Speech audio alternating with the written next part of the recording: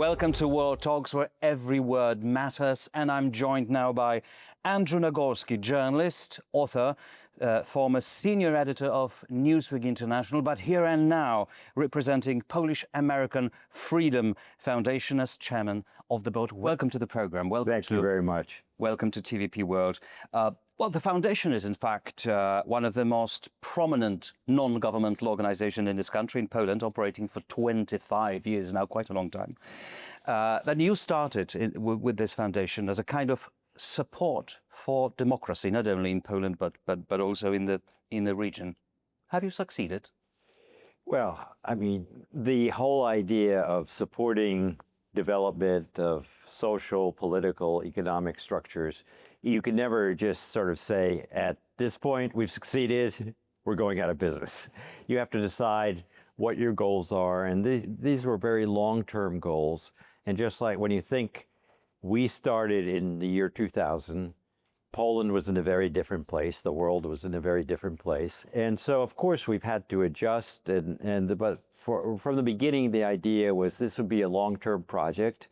And we had two main goals, which was to help the parts of Poland which were having more problem with the transition to a new economic and political system and social system than, say, some of the big cities like Warsaw, Krakow, Gdańsk. So rural areas, smaller towns and villages. So it helped with the educational system, the social network, any number of areas. And then also, because already by that point it was clear that Poland was the success story of the region, that it had undergone a transformation much faster than anyone had expected. I remember in 1989, even in the United States, people looking at Poland said, how can they succeed? I mean, even with all the will, given the economic crisis, the social crisis. But it was happening at a very good speed, wasn't it? But it happened. And now after 25 years, when you look at it, Mr. Nagorski, what would you consider the most crucial input that you, with the foundation, had on the Polish society? Well, I would start with, if you're looking through the 25 years, in the previous 10 years, we had what was called the Polish American Enterprise Fund, which helped businesses get going and give startups. And then because that succeeded so well, the U.S. government had money which was designated for Poland and was actually still there, and they decided to do this foundation. And the idea here again was to really have an input in smaller places in Poland, where, Poland be, as it were. So that's what you consider the most successful? The most successful in terms of also scholarships and so forth. And the other part of it is sharing the Polish experience outside with neighboring countries. And there's our study tours to Poland, our Lane Kirkland scholarships for people from what was the former Soviet Union. All of that gave others the opportunity to observe and participate in what Poland has become and bring some of that back to their own countries. Focusing on that, you actually put a lot of effort to educate people, educate leaders.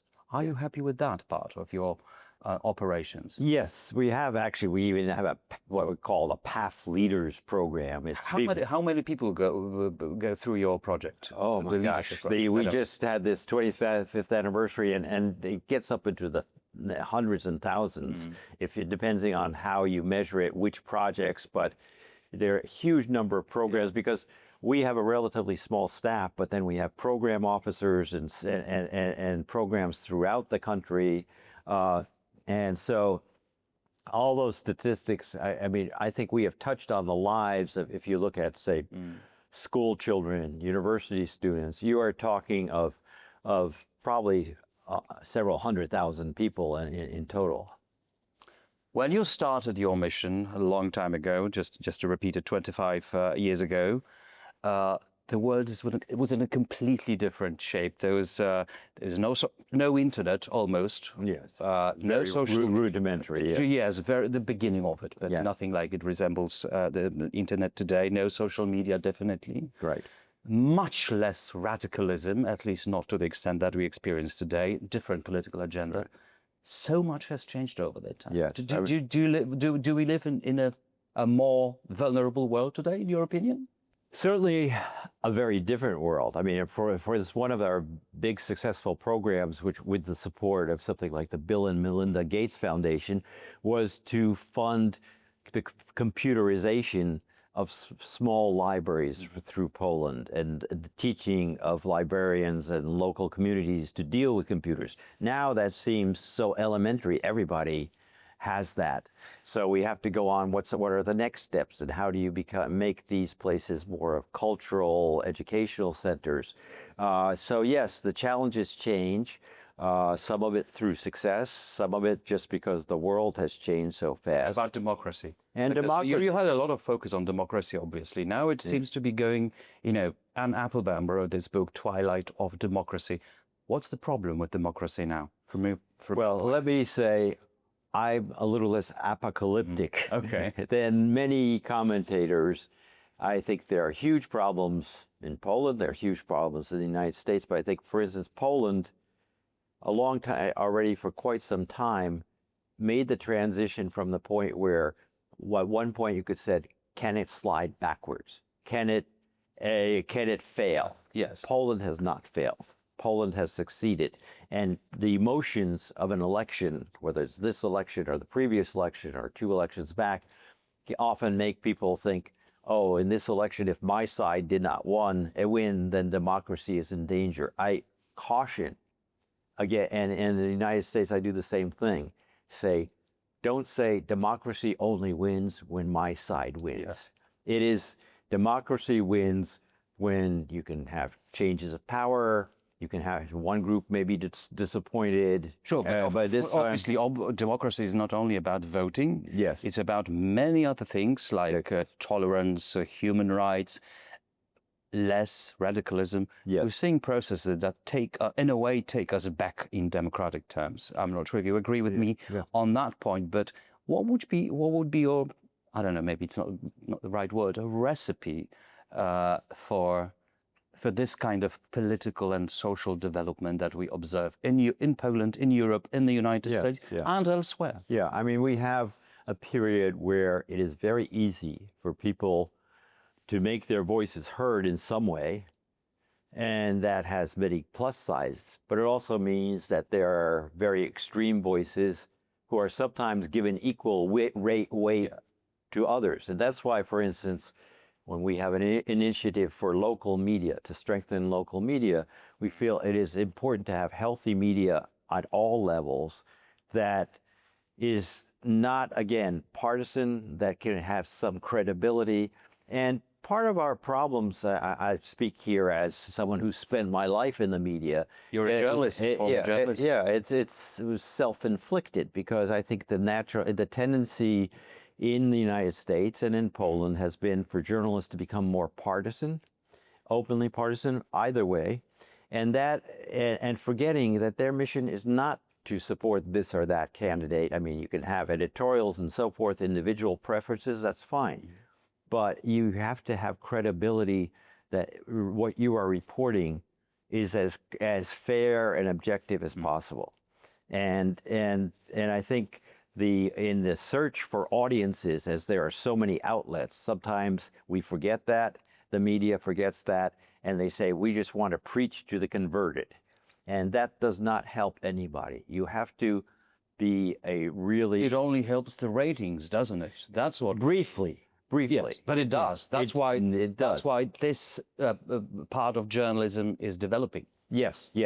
It does, but ultimately undermines, I think, the credibility of journalists. Even audiences who agree with you about this or that television station or newspaper or magazine that is all in one direction. Yeah. After a while, they realize, well, there is another side of the story that I'm not getting. Sure. And I think we have to get back to that. Something must have happened in the societies, because people choose to, let's put it this way, many people prefer to watch what they like and agree with, yes, rather than to watch a completely objective, neutral piece of news. That Yes. starts to be a Yeah, problem. I mean, I think the problem is when you have preconceived notions, Yes. which many people, we all have our preconceived notions. But when you as a journalist are trying to play to those preconceived notions, I always tried to tell people when we were starting new magazines and so forth, you want to be able to also have the what are called the counterintuitive stories, Absolutely. the stories which challenge people Absolutely. to see the world in a different way, not necessarily to agree with someone they don't like politically, but at least to see a different perspective. And when we fail to do that and only give people sort of a set menu that makes them feel good and comfortable, eventually it makes them feel uncomfortable. It's good to hear that from a renowned and awarded journalist. But when you think about the future, you're also a political commentator, so you know a lot about politics. You're writing books about it, from a bit of a historical tinge to it. What would you consider to be the most important challenges, or perhaps goals for the foundation for the next, let's make it an easier question, 5 years? 5 years. Very, very short. Yeah. Very, very short. Well, it's the way the world is changing. You know, you think about what happened a year ago and so forth, you realize 5 years is a long time too, and things can change several But times. it's still shorter than 10 years. Yeah, Another and then 25 years. Yeah, so there was, when I was reporting from the Soviet Union in the old days, you had a saying from Moscow, and your editors would ask you, well, what is going to happen? You know, what is Brezhnev going to do? Who's going to succeed him? And I say, and the standard response I came up with, I can't tell the future in a country with an unpredictable past, because we're constantly revising our view of the past. But I mean, seriously, in terms of the foundation, I think all you can do is help those elements of society, whether it's the media, it's the universities, sort of the local administrators, and to really ground their actions in real life experiences, and also to share those experiences locally, nationally, and internationally. So you're going to answer to these challenges with your programs that you are preparing? We are trying to. We are trying to keep them relevant. We have to constantly modify them and try to and meet specific needs. For instance, of course, when Russia invaded Ukraine, we expanded our Ukrainian action. But the fundamental idea is that healthy societies need, good libraries. They need, that's an old-fashioned thing, but libraries have changed. Their form is different. Right.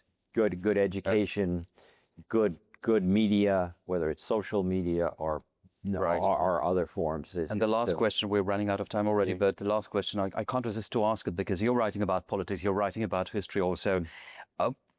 Talking about politics 2025, worldwide, globally, can you see any historical parallels previously? Because many people say, going back for a short period of time into this apocalyptic tone, but we only have 1.5 minutes, so we won't continue it for a long time. But many people say we live in pre-war times.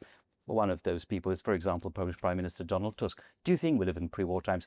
Is this like 38 of the previous century or not? No, I do not think this is like 38 of the previous century. That really minimizes how bad things were 38. And, it's like people who suddenly compare this or that politician to Hitler.